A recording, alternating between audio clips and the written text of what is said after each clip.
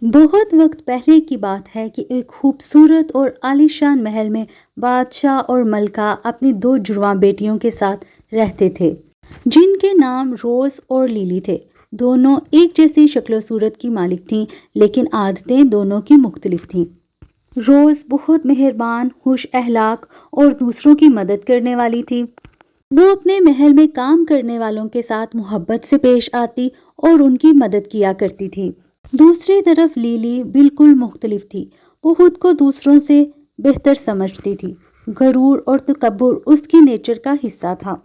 ملازمین کے ساتھ اس کا رویہ اچھا نہیں تھا۔ وہ ان کا مذاق اڑایا کرتی تھی۔ وہ چاہتی تھی کہ ہمیشہ سب اس کے سامنے جھکیں اور اس کی بات مانیں، ورنہ اسے غصہ آ جاتا تھا۔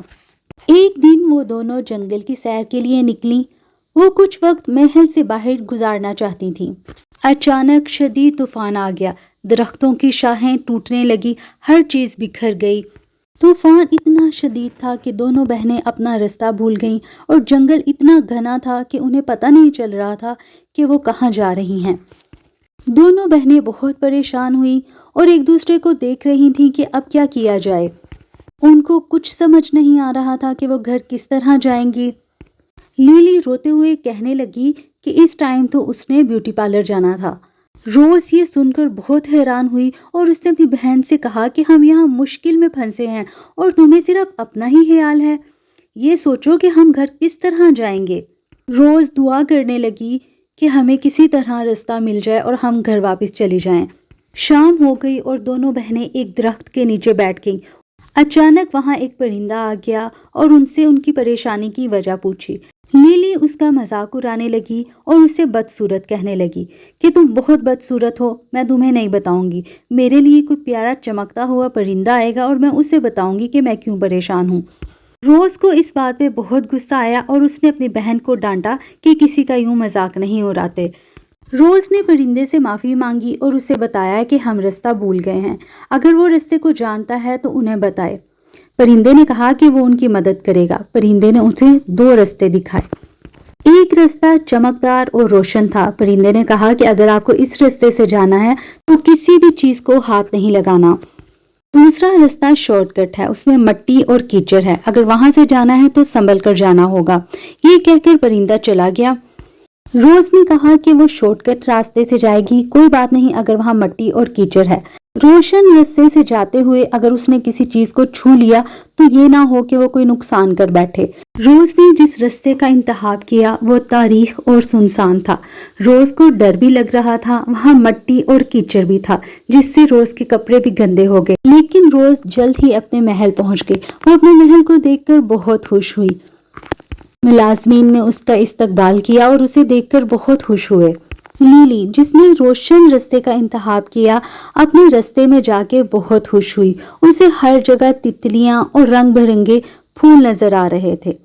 ہر چیز اسے ایک خواب سی لگ رہی تھی۔ اسے ایسا لگ رہا تھا جیسے وہ کسی اور ہی دنیا میں آئی ہے، اور اس نے سوچا کہ اگر روز بھی اس کے ساتھ ہوتی تو کتنا خوش ہوتی۔ اچانک لیلی کو ایک بلیک کلر کی تتلی نظر آئی، جسے دیکھ کر لیلی کو بہت غصہ آ گیا۔ لیلی نے تتلی سے کہا کہ تم یہاں کیا کر رہی ہو؟ اتنے خوبصورت باغ میں تمہارا کوئی کام نہیں۔ یہ کہہ کر لیلی نے تتلی کو اپنے پاؤں کے نیچے کچل دیا۔ جیسے ہی لیلی نے تتلی کو مارا، ہر طرف اندھیرا چھا گیا۔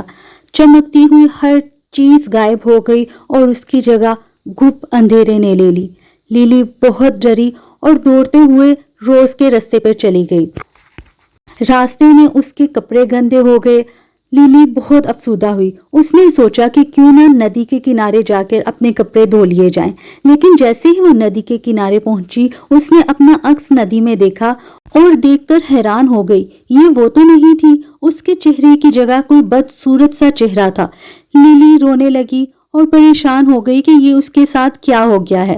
اتنے میں وہی پرندہ آیا اور لیلی کو دیکھ کر پوچھنے لگا کہ لیلی، تمہیں کیا ہوا ہے؟ لیلی اب اس پرندے کی فیلنگ کو سمجھ سکتی تھی، جیسے اس نے پرندے کا مذاق اڑایا۔ لیلی نے کہا کہ پلیز مجھے معاف کر دو، میں آئندہ کبھی کسی کا مذاق نہیں اڑاؤں گی۔ پرندے نے اسے کہا کہ تمہیں احساس ہو گیا اور تم اپنی غلطی سمجھ گئی، یہی کافی ہے۔ ہمیشہ وہی انسان اچھا سمجھا جاتا ہے جو دوسروں کی فیلنگ کی پرواہ کرتا ہے۔ پرندے نے لیلی کو گھر کا راستہ بتایا اور چلا گیا۔ لیلی ایک تاریخ راستے سے ہوتی ہوئی اپنے گھر کی طرف جا رہی تھی اور روتی بھی جا رہی تھی۔ اب اسے احساس ہو رہا تھا کہ وہ کس طرح دوسروں کا مذاق اڑاتی ہے۔ لیلی جیسے ہی اپنے محل میں پہنچی وہ اپنی اصلی شکل میں واپس آ گئی۔ ملازمین نے لیلی کا استقبال کیا۔ اب لیلی سب کے ساتھ مل کر رہنے لگی، اپنے ملازمین کے ساتھ بہت خوش اخلاقی سے پیش آتی۔ ملازمین یہ دیکھ کر بہت حیران ہوئے، لیکن وہ لیلی کے اس بدلے ہوئے رویے سے بہت خوش تھے اور چاہتے تھے کہ وہ ہمیشہ ایسے ہی رہے۔ روز اپنی بہن کے اس بدلے ہوئے رویے سے بہت خوش تھی۔ اب دونوں مل کر ایک ساتھ وقت گزارتی تھیں۔